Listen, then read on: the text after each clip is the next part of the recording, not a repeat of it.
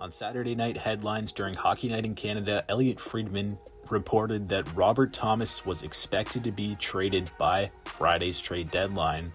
So I wanted to go through some potential realistic mock trades involving Robert Thomas and some of the teams that have been rumored to be interested in him. I was already in the process of making this video, but trade talks have ramped up between the Blues and the Sabres, so this video might not actually see the light of day if a deal does go down, but I'm going to go through it anyways. Robert Thomas is a 26-year-old bona fide first-line center on a fantastic contract. He's in year 3 of an 8-year contract paying him $8.125 million per season. He's one of the premier playmakers in the NHL, back-to-back 60 assist seasons heading into this one. He led the league in slot passes last year. He has a strong two-way game. He's a regular penalty kill for the Blues. And this season he has 35 points in 43 games. He struggled with some injuries, but he looks to be healthy now and ready to go.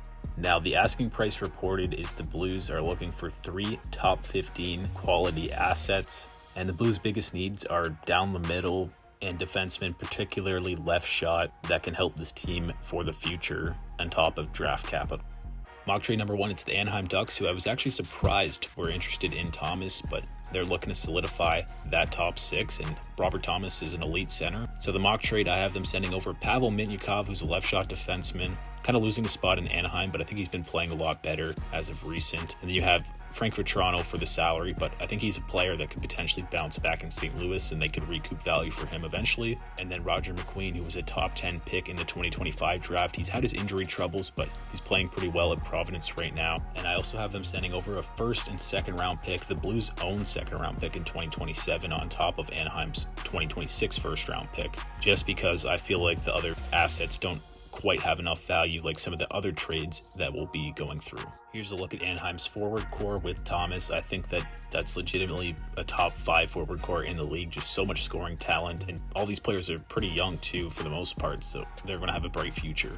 Mock trade number 2, we have the Boston Bruins, who are a team in desperate need of a first-line center, so I have them sending over Mason Lohrei, a left-shot defenseman. Pretty raw player, but there is some offensive talent there and potential two-way ability. Casey Middlestad, he's there for the salary, and he's not a player with a ton of value, but he could potentially be a breakout player for the Blues, and they could trade him again down the line. Then we have the big piece, James Hagan. He's one of the best prospects in the NHL, playing at Boston College right now. I'm sure Bruins fans don't want to give him up, but their time to win is right now with Pastrnak, Swayman, and McAvoy, so that's just a player that you would have to give up in this scenario. And then also just their 2026 first round pick this year. That's probably going to be like 20th overall or something. And then taking a look at the Bruins lineup, you've got Thomas down the middle there with Pastrnak. I think that could be one of the best duos in the NHL. And with Minton and Lindholm down the middle, I think that's one of the best 1-2-3 center punches in the league as long as Minton continues to develop, and this would be a serious help in terms of Boston's potential cup chances.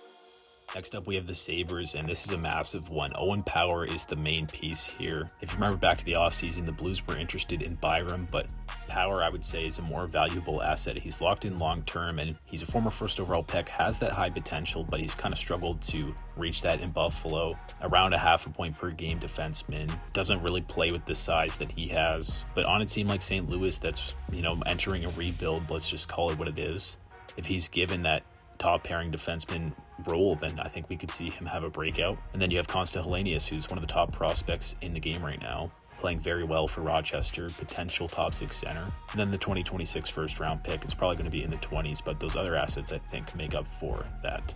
And Buffalo's forward core with Thomas would be ridiculous. You have him as the second line center there with Quinn and Norris, or you could have him as the 1C and move Thompson over to the wing, and that could be another elite duo.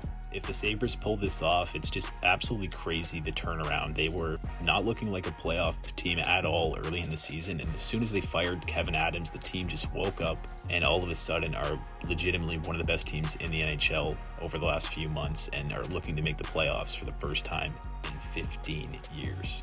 Next up, we have the Canes. They have Sebastian Aho, but down the middle is definitely a weakness for them. I also have them acquiring Binnington with 50% retention as an insurance policy for Bussy, because I don't know if Bussy is going to be a legit guy in the playoffs. I mean, he's been excellent this season, but sometimes Carolina does make goalies look way better than they actually are. And then I have them sending over Bradley Nadeau, who's been dominating the AHL the last 2 seasons. Definitely an NHL-ready player, and I think he has potential to be a bona fide top 6 player for the Blues. Then I have Nikishin, the defenseman, who is in his rookie season right now. He is in his mid-20s, though, and he has another pretty high ceiling. I think he could be, a really good top 4 defenseman for the Blues. And Kotkaniemi's going back more so just for salary purposes, on top of 2 first-round picks, because they're both going to be late ones. It's Dallas this year and the Canes next year, which I think equals around that 3 top 15 picks type of return.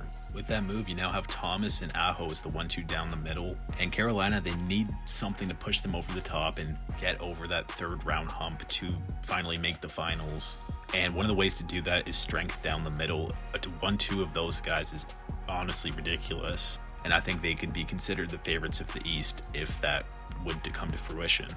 Next, we have the Red Wings, and they're a team that also is in desperate need of a top 6 center. They've got Larkin, but adding Thomas would be huge in terms of their future. So I've got them sending back Nate Danielson, a center, potential top 6 guy, Axel Sandin-Pellikka, high-end defenseman prospect who's been playing regularly for the Red Wings, potential power play quarterback. JT Compher for salary purposes, he makes $5.1 million for the next 3 seasons, and then a 1st-round pick this season and a 5th as well this season. Then you have Larkin, Thomas, Kopp as your 1, 2, 3, and the Red Wings, they're looking to make the playoffs for the first time since 2016. A lot of these teams, they're teams trying to finally turn that corner and make the playoffs, push themselves over the edge, and Robert Thomas is a difference maker.